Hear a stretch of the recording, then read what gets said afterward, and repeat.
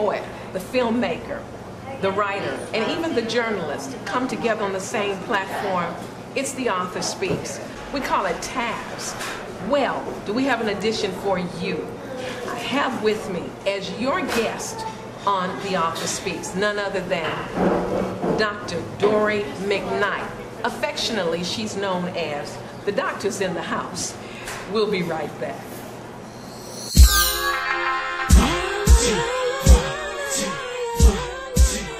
This is David Stanley. I just want to thank you for buying my comic book. I really enjoyed putting things together, but you know it was a lot of hard work. I think it was worth it. I hope you like my theme song. Many thanks to Just Live for lending their talent. There's a war going on, but some boys is here, the mighty immortals. They taking over this year. So stand clear, no worries, no fear, and no drama can stop us when the Almighty is there. Just try me, it's clear. And the voice that you hear is the sounds of many waters in your ear. And this here is the theme song to show you cats how we roll and that the team's strong.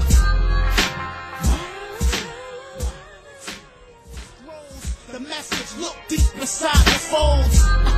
Read and understand my plans. The mighty immortals right in the palm of your hands.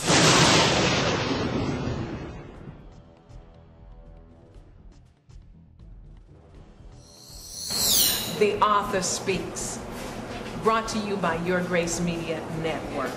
Like we said, what happens when the author, the poet, the filmmaker, the writer, and even the journalist come together on the same platform? It's The Author Speaks. You're going to get up close and personal, the challenges, the behind the scenes going on of what it takes to publish the book, create the script, do the film, but most importantly, we want to challenge you. Unleash your vision. Pull that script out. Dust it off. Blow the dust off of it. Look, I know you're hiding, but you can't hide any longer. This one's just for you. Everything about this network is prophetic. So you know what? This is your day. You are the one that we've been waiting to talk to. So let's get to it. Welcome to the broadcast. Thank you so much. Dr. Dorie McKnight, let's introduce you.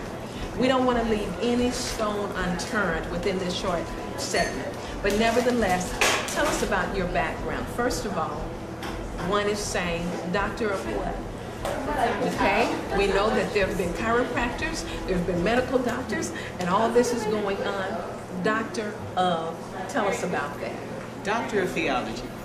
I have a love for the Word of God. It is not something I asked for. It is something, it was a mantle that was actually put on me. A gentleman heard me. I wanted to go back to school to get my doctorate.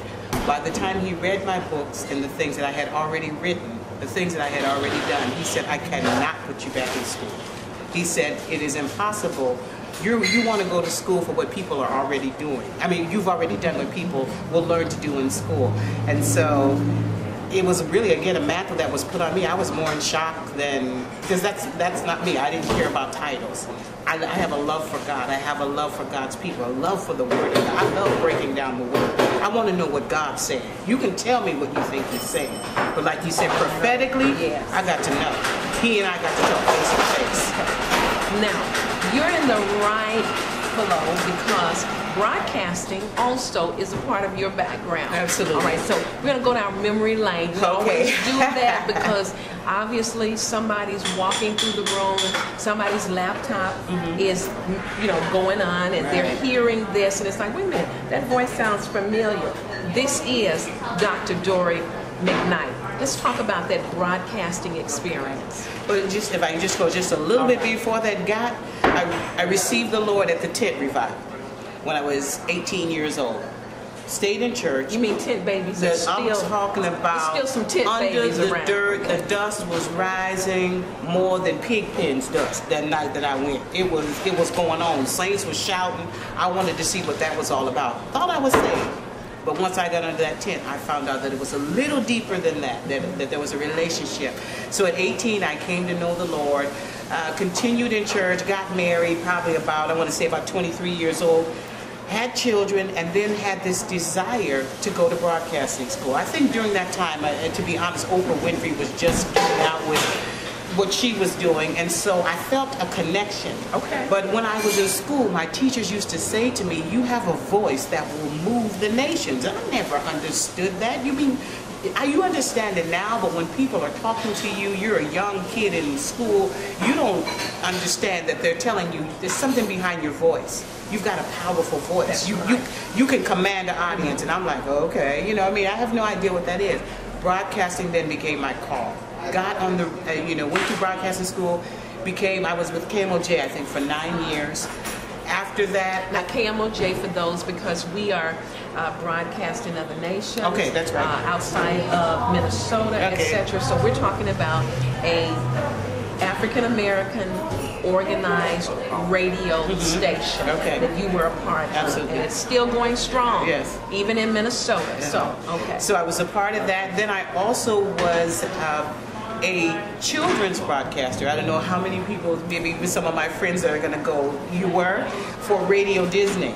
So I worked with, it was at this time in Minneapolis, it was called Radio Oz. Okay. So I was the late night voice to keep your little children occupied during the night, playing, you know, Achy Breaky Heart by the Chipmunks and different things like that. So God had me doing a little bit of everything.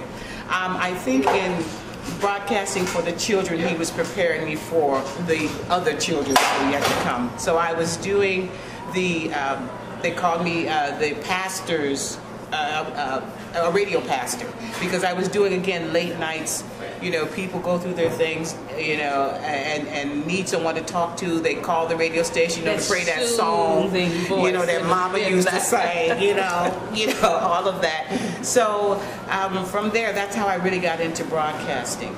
I began to travel, began to meet the different evangelists, the different singers, you know, all the entertainers. And I think you know from this lifestyle, you get to meet everybody. Absolutely. So that was the wonderful thing about broadcasting, but I didn't know that God was preparing me for a bigger stage, for a bigger platform.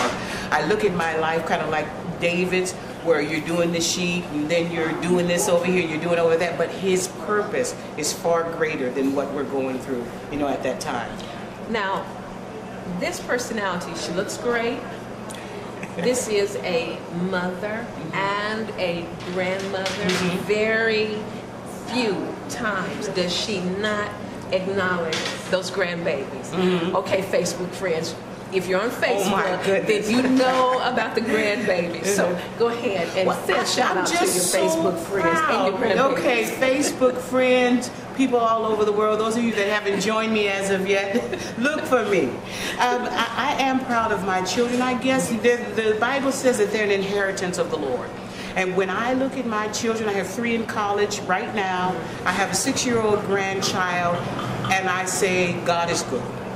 God is good. When you look at the economy, when you look what's going on, and you can have children in college, your bills are being paid, God's meeting your need, God is good. All things are working together for the good. Right now, you know, I'm a person that has experienced a divorce. When I went through a divorce, can any good thing come out of that? Absolutely, because the Bible says for all things are working together for the good, no matter what we go through. So I'm happy. I mentioned my children because they turned out okay. So for people that are experiencing the divorce, going through whatever you're going through, your babies can turn out okay. God will bless you. You'll be proud of them. And I do. I have lots of pictures of them, but you know, what can I say?